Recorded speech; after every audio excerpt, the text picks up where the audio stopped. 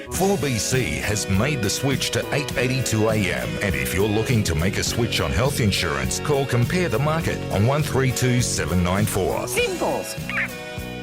24 past 9 on 4BC 882. Buses replacing trains Bowen Hills to Ferny Grove and Park Road to Maruka.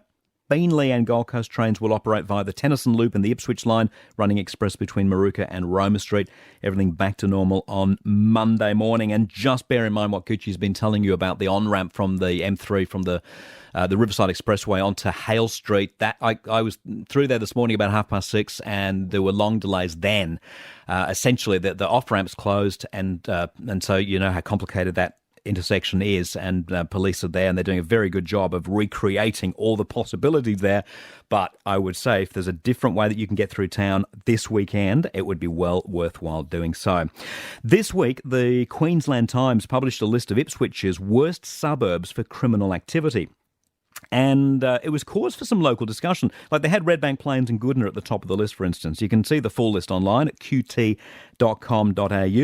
What I've since learned is that the information that the article's based on is readily available for anyone. You can check your suburb. You can check parts of your suburb and see what sort of crimes have taken place there.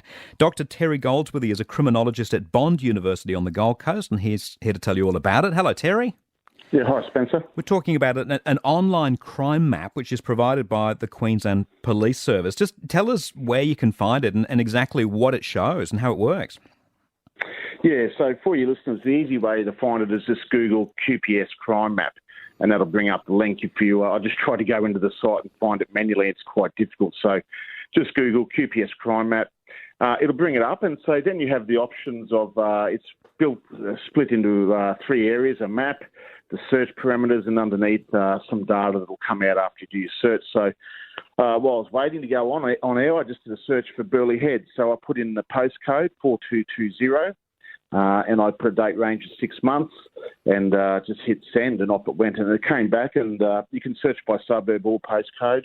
You can search by particular offences, and you can narrow down whatever time period you want. So for that search, it brought back 1,139 offences. It gives me a graphic telling me the worst time of day for offending, which is between midnight and 2 a.m. It gives me a graphical breakdown in terms of the day of the week, in three sections. So it gives me the morning, the daytime and the nighttime in terms of how much they contribute to each day's offending. And if I was in Burleigh Heads, I'd feel safest on Tuesdays because that's when the offending is at its lowest.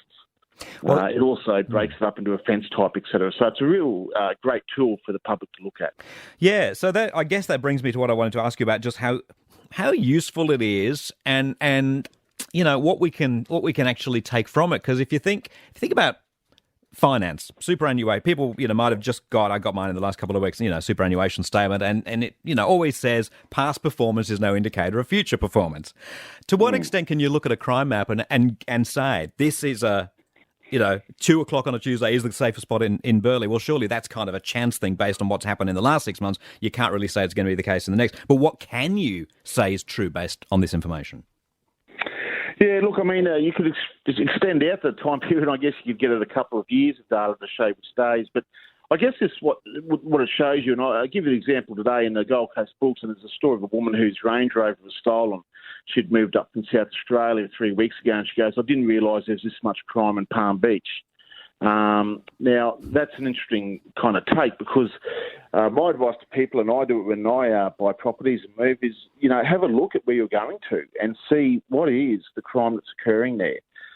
So, you know, you might go to an area and pull up the street and look, and you could see that there's a lot of drug activity there. And if you've got a young family, that may be something that may decide you don't want to move there. So I think there is some really good information. You can, when you're looking at the map, you can zoom in to, say, an address you're interested in moving to or where you're already living, and you can see what's going on around you in terms of crime and in real time. In reality, I think it's a delay of about 2 weeks.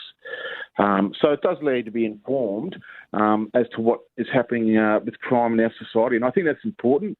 We used to rely on governments giving us a report once a year. And that's now coming out 9 months late, so it's virtually useless. But this data, and there's another set of data available to the public called Crime Statistics Queensland, and that's available on the My Police website. You can go in and interrogate that and get more detailed figures on that than you can on the crime map. But the crime map's probably the best tool for the general public. And you say you put your suburb in or your postcode, but you can, when you zoom in on the map, it goes even more. It seemed to me to go even more detailed than that, and actually shows you sort of neighbourhoods almost and the number of crimes that have happened within suburbs. Yeah, you can go down to street level. Right. It won't allow you to identify a particular address, but if you see the police in your street on Saturday, 2 weeks later you jump on the map and you zoom into your street, you'll be able to figure out pretty easily what went on there. They don't identify the address. There's no addresses on there. It's just a circle with the offence types on there. But, if you see something going in the street and you're curious as to what it was, later on you'll be able to go and see what type of offences were involved. Any concerns then with that and potential vigilantism with some crimes? Yeah, look, I mean, this is the problem, I guess. Information can be dangerous in the wrong hands. They do, like I said, they do take the steps they can to de-identify it, but if you've got a small street and there's 3 police cars there and someone's aware of this map, they're going to be able to probably figure out what went on in terms of the offending that was there. What people need to remember, though, is it's reports of crime. It's not saying that those people did the crime. It's a report of the crime attached to that general location.